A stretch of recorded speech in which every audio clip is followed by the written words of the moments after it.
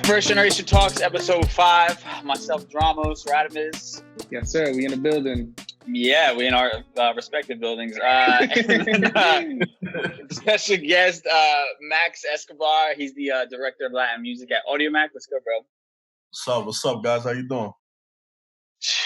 Chilling, right? We're happy to have you, man. I think we are all by default chilling, so it's good to just, be able to do some of these and keep the productivity, keep the culture moving, and keep some content and knowledge pouring out. So we're grateful that, you gave us some of your time. Yeah, definitely, bro. I love these type of conversations.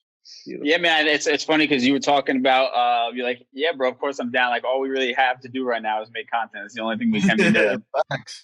So, Probably gonna end up making co-hosts and shit. Right. Shit, man. Well, it's in the home mind as well. I mean, listen, so let's quick rundown. Anybody who's not like super familiar with Audiomack, obviously it's a streaming platform, but give us kind of the quick little spiel of it. Just to give you a quick summary, it's just like it's a music platform, obviously, but we spotlight up and coming acts. I mean, obviously we have, the big artists, right?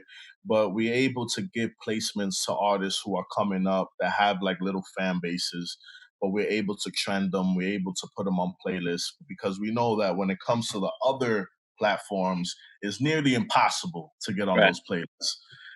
So with us, it's actually very simple. If you know some of the curators, if you know some of the directors at the platform, for you to get trending, for you to be on a playlist is actually very simple. Yeah, if the song is good. From experience, just from an artist perspective, I feel like Audiomack has always held me down in one way, shape, or form. Like DJ Z, who's like been an early supporter of mine. Obviously he's more on the DJ booth side, but I think it's hard, like you said, a lot of the times these platforms, especially Audiomack, it's just like getting bigger and bigger and expanding into more regions, and it's just becoming more of a dominant force outside of just streaming music, but just the events and the collaborations like Rolling Loud and whatever the case may be. It's hard to, as artists sometimes, to like really be like, oh, yeah, fucking with me for real, or just like in the moment. And I think Audiomack is definitely, at least in my case, and I'm sure many others have always felt like, yo, if you have a good relationship and you keep putting out music and your shit is quality, like you guys really do support through and through. So I say that from the artist community, like for sure. I get my stand. I mean, Z is definitely, and that's hard. I mean, Z now is actually at Audiomack at a full capacity now. Oh, dope. Okay, so word. He's super dope. He's giving me like a lot of advice, and he knows so much people that is crazy, But yeah, that's really the point. The point is to try to create a platform that gives an artist like feel like he's at home, like his family. You know what I'm saying? So that's what it's really all about. Nah, I fuck with that. I kind of want to get your perspective because we're seeing so many things now with this whole quarantine. Like every artist is doing live streams and just finding creative ways to put out content, interact with fans and things like that. What have you seen so far that you think might be like the future of this? Like even once this whole shit is over, that you could see being the norm for people? Instagram Live now is the spot for DJs, for influencers. Like I was last night in the Don Miguelo Instagram Live, and he has 320,000 people tuned in. Wow! Even though he's doing kind of suspect stuff. I'm not gonna I'm not gonna dry snitch or anything, you know what I'm saying? But I'm also doing that as well with Audiomack. I'm doing Instagram Lives with artists and doing like these, these interviews like what we're doing right now, where we just have a conversation and we talk about what's going on in the music industry, how you're making money now. Because you don't have, what a lot of people don't understand in Latin music is that the live show is nearly like 80% of their revenue. Most artists, but specifically like Latin music, clubs, bars, dancing, like it's not for play. Like you got to be outside. Exactly. So like to have that type of real conversation with artists and just figure out like, what are you doing now? Are you like messed up right now financially, or like what are you doing to now? And they're going to Instagram Live. There's people that are getting sponsors for Instagram Live. Yeah. You know, so I think this is a blessing in disguise when it comes to marketing and for the artists, because now you got to really market yourself digitally than you know any other way. Nah, that's true. It's definitely interesting. I like the point you said that for Latin artists, a lot of it is touring, right, and having to be out of the house. And it's interesting because I think there is like this. There still is this disconnect. As big as the Latin genre is, I think I've seen that it surpassed country and EDM as like one of the most popular genres in the States. Mm-hmm. There still seems to be this like disconnect of how to do business, though. You know what I mean? Like how to operate on a higher level. You know, what are you kind of seeing? Like, how do we make Latin music the same way that like hip hop is just normal, you know, pop music at this point, that they're involved in different brand deals and things like that? Like, where is that disconnect, and how do Latin, you know, artists kind of, you know, close in that gap? I think it's culture. The thing with Latin music, and you know, I've seen this because you know I've managed artists, I've worked with artists as well. Is they're looking at, like, if you look at it in sports, right? Let's just put the whole thought of sports. Latin artists treat the music industry like football, like NFL. They try to get as much money as they can at fast rate as they can. You know what I'm saying? They're not thinking about 10 years from now how my brand is looking. They're looking like, this person is offering me $10,000. I'm taking it right now. You know what I'm saying? They're not thinking about the whole marketing aspect of it. So like hip hop is more like football, but soccer in a sense. Like you get a lot of money, but at the same time, you have a lot of branding involved. So you got to think about what is going to happen to you if you take this Popeyes commercial. What type of hit is it going to do to you within the next 10 years? You know what I'm saying? 'Cause everybody still talks about the Mary J. Blige, what was it, Popeye commercial? Yeah. Whatever, like that affects you. You know what I'm saying? So it's like when it comes to Latin, and what I'm seeing is there's a lot of Spanish people that talk English that was born here that are now getting into Latin music, the business side of it. So now they're learning about branding, they're learning about all these different things. And that's what you're gonna start seeing the real crossover.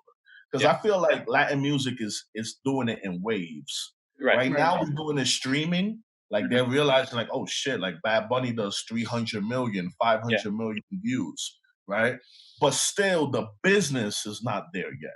You know what I'm saying? And that's when the next wave is going to start happening, where there's going to be brands in the US that's going to be like, we need Bad Bunny to do a Budweiser commercial. Right. You know what I'm saying? It's starting though too, because one of my side gigs was styling, like styling assistant, and I helped J Balvin with his Google Pixel commercial, like when the Pixel phone came out. And I remember being there, and I'm like, yo, like, this is a win. You know what I mean? Because you have artists like Anuel, you have artists like J Balvin, Bad Bunny, even Rosalia. A bunch of people get like that. You have the crossbreeding, like you said, of just like American like awareness and consciousness, and just like world music and attention away from just like the discrepancy between language. But it's like you said, like the branding comes down to it more than ever before. And I feel like a lot of the artists of this generation are taking advantage of that, because it seems like in the past that wasn't really allowed. Like I know who Tempo was, but it's not like nobody really cared about who Tempo was. It was like Daddy Yankee, it was Tego Calderon, it was Don Omar, Evie Queen. But like after that, Nicky Jam made it through, but not a lot of artists really were able to like, you know, no, I don't think those artists were in the same position and have the same resources and opportunities as the artists do now. So it's really like on the artists of now to establish from decades on out. You know what I mean? What our accessibility really is. Yeah, definitely. And the thing is that you're seeing, this is a very small taste of what's gonna happen, right? Because there's more Latinos like us, right? That is born. I mean, you guys were all born here in the US. All right, so there's more of us like happening on a yearly basis that we're born here. we're able to talk Spanish, or if we don't talk Spanish, we understand Spanish, Mhm. but our swag is from the US. Right. You know what I'm saying? So it's like you're gonna start seeing a lot of cross genre stuff happening. Like you're seeing Nicki Minaj do a song with Karol G. Yep. You're Crazy. seeing El Alfa doing a song with A$AP Ferg. You're Mhm. seeing all this Leah stuff. with the Travis Scott record, like Exactly. remix. You're gonna see that because they're realizing that hip hop, like money wise, makes more money, Right. but view wise, they're Mhm. not hitting the amount of views that Latin Mhm. music is hitting. Yeah. You know what I'm saying? Like you got a Meek Mill, for example. Like I love Meek Mill, but when have you seen a 500 million view Meek Mill record? Right. Sure. You know what I'm saying? So it's like Bad Bunny does 500 million like every Nothing. song. Right. Like it's You know what I'm nothing. saying? Yeah. So it's like that's when you see the Anuel jumping on the Meek Mill record. Right. I mean, it's interesting because I was talking to somebody about this, and it was like, even like your C-level Latin artist has like 1 million followers on Instagram or something like that. You know what I'm saying? Like even Might the be people fake, don't. though. What's that? Might be fake. Yeah, might be. But I mean, they're still like, you know, like most Latin artists are still doing crazy numbers, even if they're not haven't reached that level of like, you know, being mainstays here in the States. And I think a lot of them don't realize their power. And it's interesting that perspective you said about the easy money grab. But I think, you know, we are seeing like the J Balvin's and the Bad Bunnies of the world develop like legitimate branding when it comes to their visuals, you know, the way the albums are put together, everything. And I think that probably will begin to open people's eyes to the possibilities of everything. And I mean, even just like the Super Bowl this year was just like a moment to, I think, of a preview of what could possibly be, you know?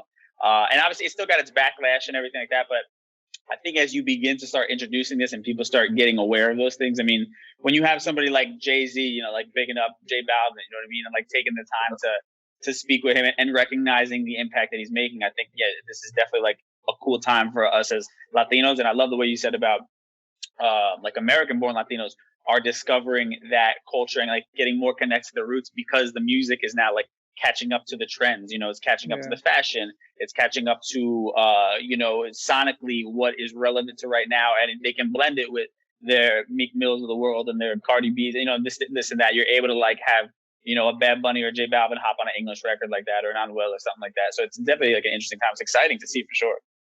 Yeah, definitely. And it's only gonna get bigger. Yeah. You know, because the thing is that a Latin artist, a Latin act, when he tours, he doesn't tour just the US. He tours the US, he tours South America, he tours Europe.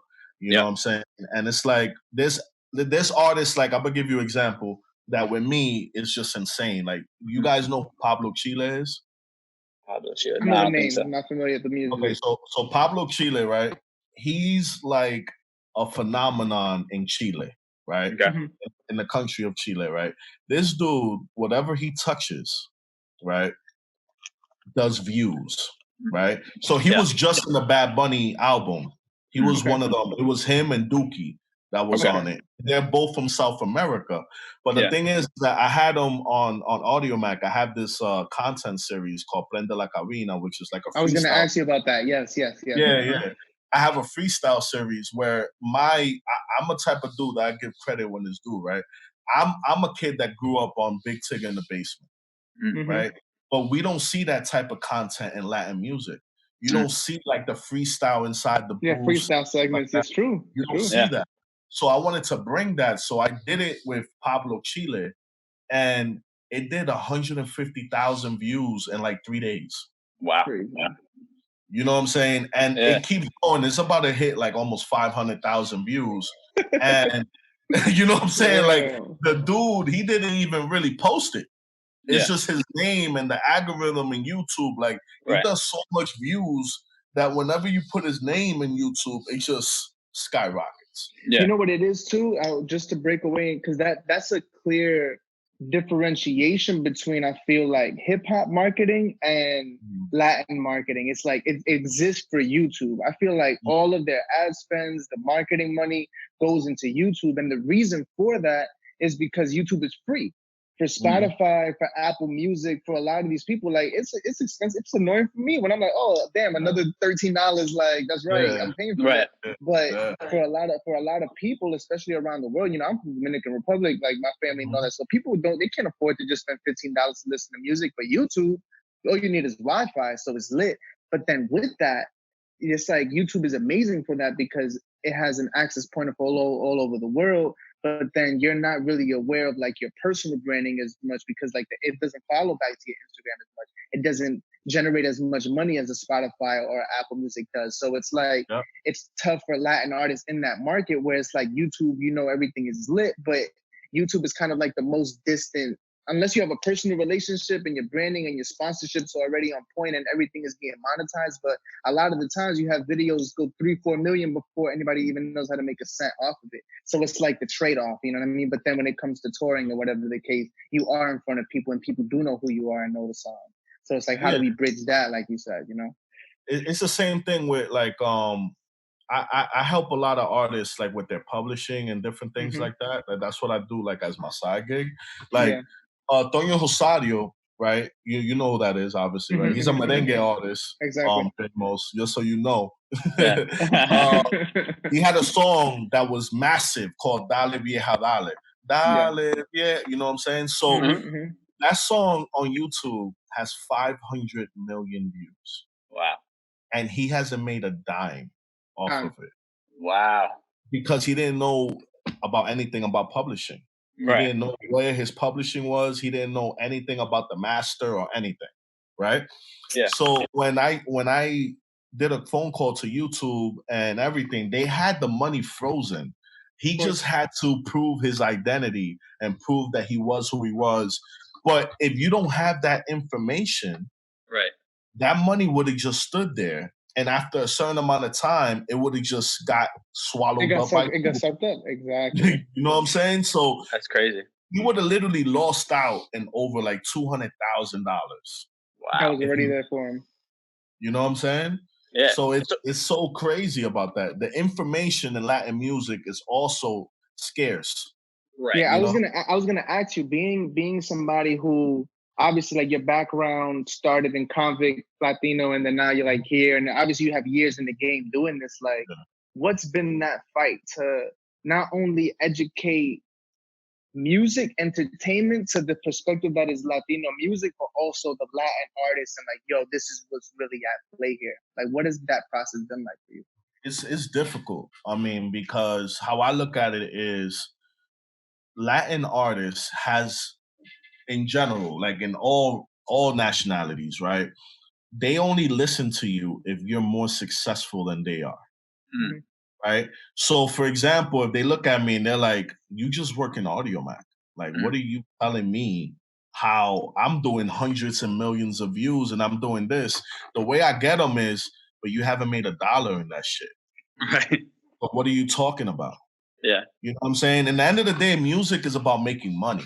It doesn't matter about if you're more famous than me or you're not. And that's what it is, that there's not enough executives in Latin music that educates the independent artists, because the difference is with Latin music and hip hop is that there's more signed hip hop acts than signed Latin acts. Right. So you see a lot of Latin acts who are independent that they use like a distributor or whatever to do everything for them, but they don't educate themselves in the actual business. So the distributor could be robbing them blind. Yeah. And 5 years later, they're like, yo, why am I broke? Why my publishing is messed up? Because you didn't have all that intact. You know what I'm saying? So it's like, there's way more Latin acts that are independent, that become successful fast, that don't want to sign to majors because of that. Yeah. How do we? So I guess as this whole thing begins to like progress like this, what's going to happen is you're going to have outsiders come in, see the money's there, take advantage of these guys who don't have the education on the business, and essentially it's like what you see when a neighborhood gets gentrified. You know, how do we protect ourselves, protect our own? Like, what are things that people could be doing? Where could they be learning this from? Because obviously it comes down to the artists need to begin to realize the business side of this, not just the side of social media and making records and videos at this point. Mm-hmm. True. I feel like if you really want to know about the business, YouTube is your best friend. That's one. Yeah. Right? That's free. If you don't, if you want to have like a face-to-face, this is another thing. And he could attest as well with me. Dominicans don't like paying for stuff. You know what I'm saying? Like for me, no, I'm gonna be honest. If you tell a Dominican artist, like, yo, listen, for me to give you music business advice, it's gonna be $1,500. I'm gonna teach you about publishing. I'm gonna teach you about distribution. He automatically thinks you're robbing him because you're charging him, right? So then, what is really education? You know what I'm saying? Like a lot of these Latin artists haven't even passed high school. Mm. You know what I'm saying? So it's like it's all about education and wanting to learn the business, because if you're an artist, if you're anything, a businessman, you have to learn your business in order to run it. Right. So in your experience, because it's like there's one thing for like there are things you don't know, and there are things you don't know. And that's true of life, but that's very true in music. So a lot of the times, like when it comes to meeting corporate people, let's say somebody boxes you in. I guess you are technically corporate. You work on the business. Now don't do that, bro. Don't put me in that corporate. I'm talking about whether the artist. You know, I don't mean corporate as a human being. I mean like you're in an office. So and I say, trust me, I have a point, and it's a good one. So when I'm saying that, I'm just like, in your experience, right? Let's say you are dealing with artists that, because a lot of people pretend like they know things about the music business and they actually don't. In your experience, I'm sure you have, right? You have artists that come in and they come to you honestly, like, if you don't know something about the music industry and you're in front of whether it be a streaming platform, a video platform, whatever the case may be, how have you seen artists behave that they've been able to protect themselves and maybe stall for the future? You know what I mean? Being on your end, because I have my own opinion on how you should go about business when you don't know something, but in your perspective, you know? With me, I don't know everything about the music business. You know what I'm saying? I don't pretend to know everything about it, but I'm a type of person that if I don't know, I'm gonna ask. I'm gonna ask whoever I need to ask. If I'm talking to you and you pass a gem that I didn't know, I'm gonna be like, yo, thanks for the alley-oop, bro. Yeah. You know what I'm saying? Like I feel like people are afraid, and this is also a Latino thing, because we're like machismo and all this crazy shit, right? If I don't know something and I know that I could get it from you, Dramos, like I'm going to get it from you. I'm gonna text you and I'm gonna be like, yo, bro, like I seen that you spoke about this. You seem like you know about it. Can I sit down, have a conversation with you? Right. Can I buy put the ego aside. Yeah, like, buy you lunch, let's go to dinner, let's have a drink or whatever. Like, people don't do that, like, within the Latin community. You see that in hip-hop, though. Yeah. You see a lot of people, like, willing to buy dinner, buy lunch, buy whatever, just to sit down and have a conversation with a person that knows more than you. Right. And that's what I was, one of the things I was leading to. I feel like in hip-hop, and it also depends on who you are as a person, but there is less of a willingness to collab. Let's say like the city outside of like Atlanta pockets or whatever, where in Latin music, that's one of the reasons why so many artists can thrive in popularity. But then it's like, it's true, I'm not as tapped in to know what's the information exchange here. Like, is Bad Buddy telling X and O, you know what I'm saying? Like, yo, like, don't do this, this is my situation. Like, guard yourself through that, because like you said, we have people like Jay-Z that just speaks about it consistently. We have Diddy's that you see independent powers. You have Chance the Rapper's, Nipsey's, the list goes on. You know what I mean? That there's so many different paths to go about the music business. It's not just one way, where it's like in the Latin artist community, are we really educating each other? And are there people willing to teach those who don't know before they put them in contract or whatever the case? Yeah, I mean, the thing is that there's not enough executives in Latin music either. I see, you have Jay-Z, you have a Puff, you have all these Leos. They're of the culture. You have all these people that are from hip-hop music that they sit down and they have these conversations about music. But who do we have in Latin music as an executive let me go off the top of my mind. We got like Rafi Pina, right? But he doesn't really like call himself a record executive. He's more of a manager per se. And that's the issue too. Like what are you, a manager, a record label, or a distributor? Like what are you? Everybody wears multiple hats. It's true. So we didn't have in Latin music, we haven't had the Rockefellers, the Def Jams, the Cash Moneys. You know, that's how I know that Latin music is gonna be $1 billion industry because, or if it's not close already. It definitely is already. It has to be, You know what I'm saying? Like, I know it's gonna happen because once the clicks start, like the Rockefeller, the Spanish Rockefeller, the Spanish Def Jam, the Spanish, you know, all that stuff starts happening. Yeah, the dip sets in Spanish, like all that stuff, it's gonna happen. And when that happens, it's gonna become way bigger. Yeah, you know, and the money is gonna become way bigger.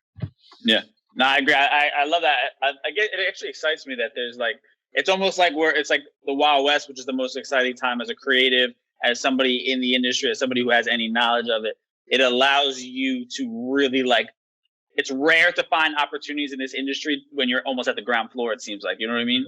And that's exciting, just as an artist, businessman, whatever it is, to kind of see that you know can be super creative when it comes to everything. And as we kind of start to wrap everything up, I wanted to touch on a couple of things that are like current stuff. You brought up like the whole machismo thing, the attitude that a lot of us as Latins have. So Bad Bunny put out that video for Yo Perreo Sola. And that was like a huge thing. I remember even people outside of like the Latin community were like, yo, what the fuck is this? So I want to touch on that. Like, what are your thoughts on that? Like, you know, the feedback, and even just like what he is doing right now for conversations within our community. I think he's breaking the mold. In the Latin community, we know this because, you know, we grew up with Latin parents, that there's a big like undertone of homophobia, you know what I'm saying? And I feel like that needs to stop. I mean, there's certain Latin countries that it's illegal to be, you know, to be that. And I feel like what he's doing, because there was I think when he was in Jimmy Fallon, if I'm not mistaken, he had like a dress on, and then he had like a picture, you know, like that person was killed just because in Puerto Rico. Of sexuality. You know what I'm saying? So I feel like the awareness is the most important thing. You know, just forget about the whole thing that he was dressed up or whatever. It's really the message that he has behind it. You know, and we gotta fix that. Yeah, it's a shock too, because I feel like he gets more of a burn from it, from whether it be other artists or just like critics in general, because it seems like it's so much more he's so much more personable with his brand, and then there's a point to it. Because it's like men dressing as women has always been looked at like satirical and comedic in films and music videos. Young Thug has done it. Bad Bunny has done it before. This isn't the first time he like put his face on like a woman's body or whatever the case may be. But I think with him, it's like when you mean it and when you're doing it for a point other than just like making somebody laugh, that tends to like shake the world for more people than you expect. You know? I mean, you gotta be sure of yourself. You need that in the game. You need that. Like you gotta be sure of yourself as a man. You know what I'm saying? So it's like for him to do that, and he says, "This is just I'm trying to fight for a cause." Right.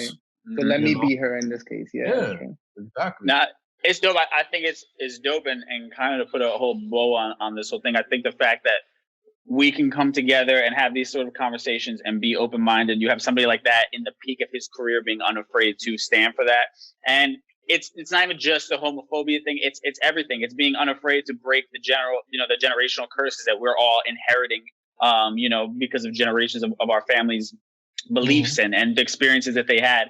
You know, to be able to have these kinds of conversations opens the floodgates for other people, you know, within our culture to start expressing themselves fully and really, you know, bring our voices to the forefront, which is obviously super necessary right now in the media and entertainment and life in general, and politics, everything, you know. So it's definitely beautiful to kind of be able to have these kind of conversations, man. So I salute you fellas for that, for sure.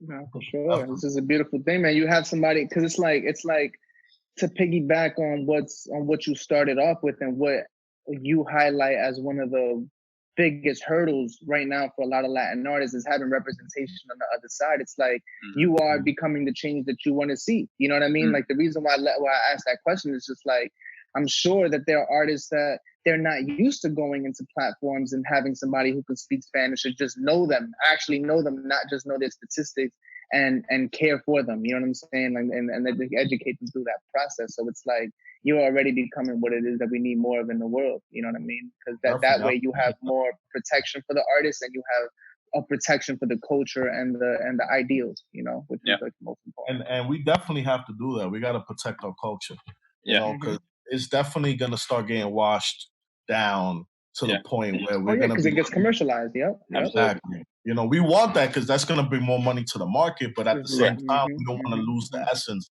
And I think in hip hop, they fight for that every day. You notice, like, you start getting more commercial, and then like a hip hop person goes, "Oh no, you're not gonna do that." Right. You know what I'm saying? Because we gotta preserve the hip hop. You know. Right. Nah, I love that, bro. So, Max, as we wrap up, where can people follow you, check you out, like, all the things that you're doing? You can follow me on Instagram, Max Escobar 4. Dope. And then what is it, Audiomack? Audiomack Latin. Yeah, Audiomack Latin is the IG. Okay. Dope. Well, man. But yo, I'm rooting for you, bro. Rock. Appreciate fight the that, war. bro. Make sure you protect the artists as you interact with them, and make sure you bring in more representation as you see people fit. You know what I mean? Because it's like, that's the reason why me and Dramos decided to do this conversation. You know what I mean? First generation talks. It's like, it's finding those loopholes and how can we represent? You know what I'm saying? Represent and create possibility for the next generation. Somebody who doesn't know it's possible. Now they're seeing three faces, like you know what I'm saying? Like-minded and doing. There's a lot of us, bro. Yeah, there's a lot of us. You know, we got people at Vivo, we got people at Spotify, we got people at Apple Music. Like, you know, like there's more and more executives coming out, you know, Latin that is really dope. Nah, I love it.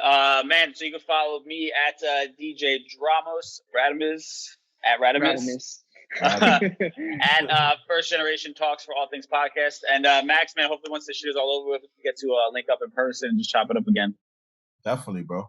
Appreciate it. All right, guys. I appreciate y'all. Stay safe. That's it. Episode 5. New one next week. Love. All right. Peace, y'all.